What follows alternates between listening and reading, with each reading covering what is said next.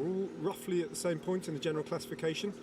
Contampache and Ficara both 133 down, 129 in the case of Riley Field, who's opened his account in the King of the Mountains competition, and I wonder if that might be the focus of his ambitions for the rest of the Tour de Langkawi now. Seems precisely that kind of rider in this kind of a race who could make a real tilt at that jersey. Won't be today though. Of course, Monzarif has secured the jersey for Team Sapura, who have an iron in the fire here in Pierpaolo Ficara as well for a possible stage win. It's still odds very, very heavily stacked against them, but all the while that the peloton can't see them on these long, straight boulevards, dual carriageways, they have a chance. However, these are nightmarish roads for a lone breakaway. Long, straight, wide, perfect roads to organise a chase like this, as you can see NTT are doing. Uribe has done all he can, he's no longer there, but they've got 4 riders and then Max Walscheid towards the front. And it does just, it is the perfect road for a chase, for a peloton, and just the opposite of that for a breakaway group. There was a memorable stage, of course, in 2009 in the Tour de France when the race entered Barcelona, when David Miller, the British rider, attacked from a breakaway group and had a really substantial lead going into around about now 7 kilometres to go when he hit big wide roads in pouring rain on the boulevards of Barcelona. And from that moment on, he knew that he had no chance because of the nature of the roads. On twisty, narrow roads where he's out of sight and can use all his technique and his road handling skills, then it levels itself out against a peloton. But on dual carriageways like this, it's just perfect to hunt down a breakaway. Still 2 kilometres to go since I started talking about their chances, and they still haven't got them. But they still have 7 kilometres in which to effect the catch. And they are just working as a team, these riders, even though, according to that graphic, they've only got 18 seconds, which would seem about right. We were told they had 30 seconds at around about 11k to go. So they're making heavy weather of the catch, but they will surely get them. Riley Field's still got a last bit of fluid in his water bottle there. Reaching in his pocket perhaps for a little bit of energy from somewhere, and I think finding it empty. He is beginning to look like a rider who is running on empty, and an anxious little glance over his shoulder to see where everybody is in a race that is coming hard and fast from behind them.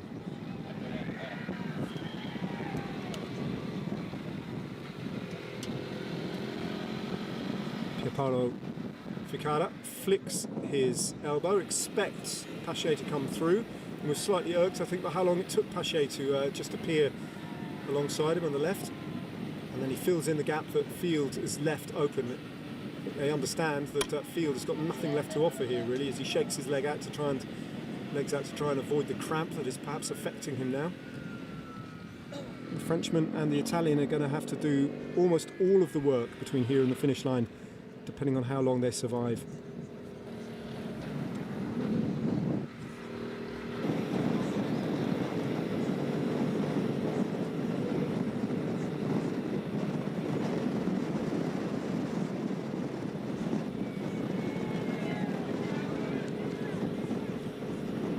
His first year racing in Asia, Pierpaolo Ficara spent the last 4 years riding at a continental level at Amore and Vita in Italy. Now trying his luck in Asia. Some of his best results actually have come in recent years on the Asian circuit anyway, so he might as well apply his trade here. Has notably finished in 2nd place in the general classification at the Tour of the Savoie-Mont Blanc, and he is a climber, which would tell you all you need to know about why he managed to be in the position that he is alongside Contampache on that climb. 4k to go, and as you can see, Riley Field just hanging on now, not doing any work. 2-man time trial with a rider just stuck limpet-like to their back wheel. If they were to stay away and Riley Fields were to find the energy somewhere to outsprint them both, that would be some ride, both tactically and physically. But I hesitate to talk about a victory between these 3 riders as close as they're making it and as decent a fist as they're making it, because that peloton is committed and driven on by the only World Tour team in the Tour de Langkawi, and it would be a major upset if they were to be denied at least a bunch sprint. I'm not saying that Walscheid would win necessarily, as he's made slightly heavy weather of it so far, but the very least that they require is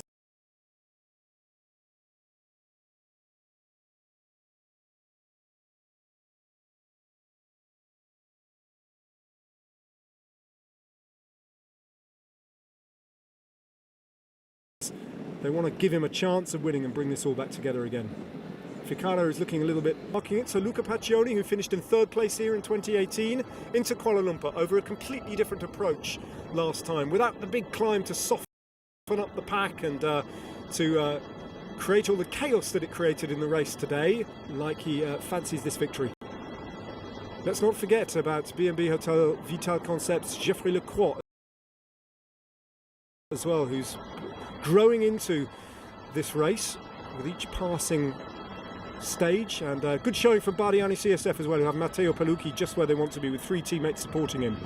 ARA, Pro Racing, Sunshine Coast, go to the front and commit, and that will tell you that Taj Jones is almost certainly there and feeling good, and he wants to make sure that this comes back together again. 3k to go and they still haven't caught them, but there they are, and for the first time we see the whole race, or the whole of the front of the race at least, that matters in the same shot, and the 3 riders are going to be caught now within the last 2 kilometres, almost certainly. Just got 100 metres or so to close the gap, and it looks like ARA, Pro Racing Sunshine Coast are going to be the team to do it.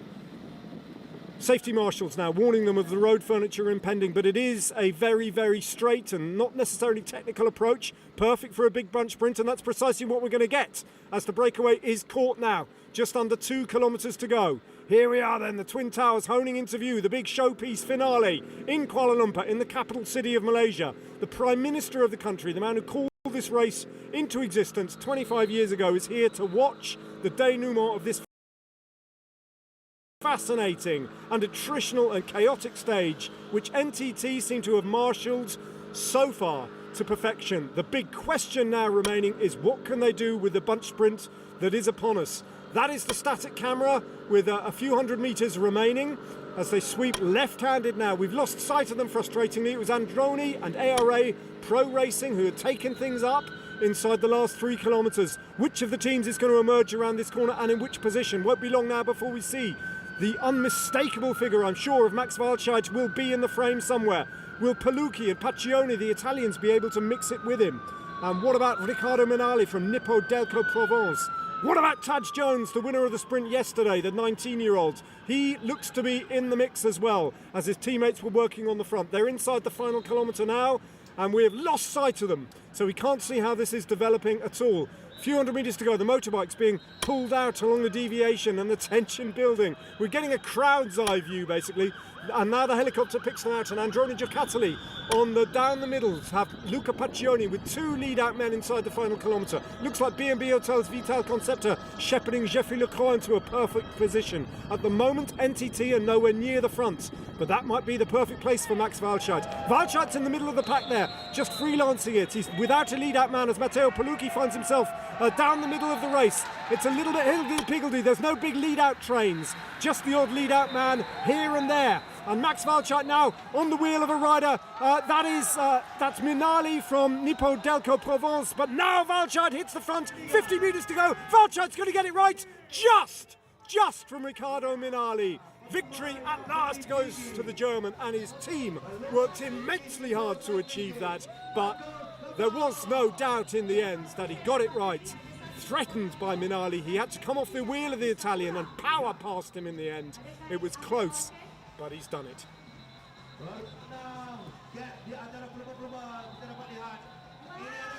Well. A complex picture to unpick. No doubt about the winner though. Walscheid wins, Riccardo Minali in 2nd place. If you don't get it right at first, try again. 3rd time of asking, Max Walscheid takes victory.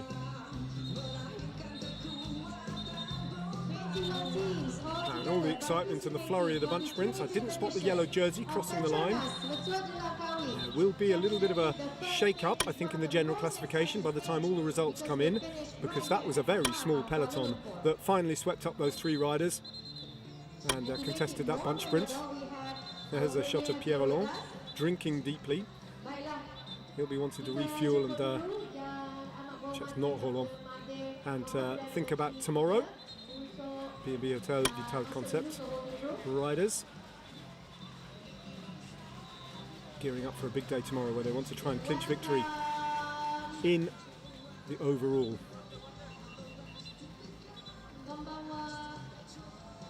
Johan Le Bon just coming to a halt there, who's in that original breakaway. Here's a replay then. Matteo Pelucchi is in the mix here at this point. There's the yellow jersey of Fedorov finishing in perfect order. Minali takes things up. Walscheid then comes off his wheel. Down the middle then. And pushed hard all the way. It looked like Ahmet Erkan was getting involved from support. A huge frustration from Minali, who thought he got it just right, but there was no answering the German horsepower in the end. Good ride from Ahmet Erkan to finish in third place. There's the yellow jersey, no damage done to his GC ambitions today. He survives another day in yellow. Not without a scare though. Bagi kita buat pengiraan untuk mendapatkan keputusan rasmi bagi perlumbaan peringkat ketiga Petronas Lumpur di Langkawi edisi ke-25 ini. Okey, silakan. Okey, baik. 162.5 km sudah pun ditamatkan. Kita masih menanti, kita akan menanti dan akan berkongsikan dengan anda semua di mana majlis penyampaian hadiah nanti. So, this is the result of the line. Erkan in third place, Minali in second, Walscheid takes the win, Georgios Bouglas, the Greek sprinter who's been in the breakaway, and that's a good ride from him today to finish in fourth place. Di mana menyaksikan 122 pelumba kesemuanya yang telah pun menamatkan perlumbaan mereka bersaing dengan 3 zon pecutan dan 3 zon pendakian sebelum mereka tiba di Jalan Ampang ini di KLCC ataupun Kuala Lumpur City Centre, di mana mereka bermulanya pagi tadi ataupun tengah hari tadi tepat jam 12 tengah hari di Bandar Temerloh, Pahang. Jadi kita akan berkongsikan dengan anda nanti di mana 21 pasukan ini kedudukan para peserta, di mana saya difahamkan secara tidak rasmi pelumba daripada pasukan TSC ataupun tim Sapura Cycling, di mana seorang pelumba iaitu Nur Aiman Zarif akan menyarung jersey tajaan Resort World Genting, akan disarungkan buat beliau selaku pendahulu King of the Mountain. Baiklah, kita berikan sedikit waktu untuk mereka memberi keputusan rasmi sebentar lagi.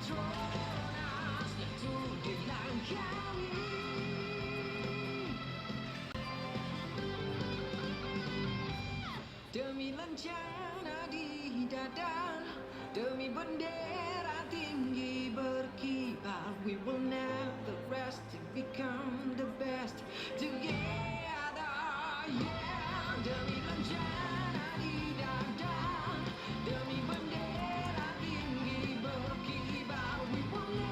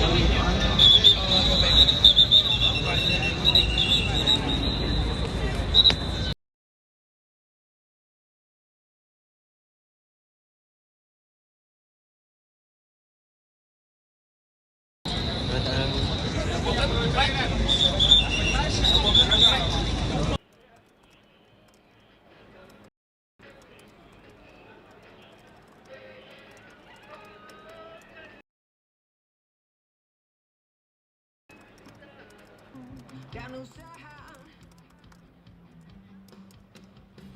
satu dunia menyaksikan tamasya penuh gemilang mencari siapa sang juara.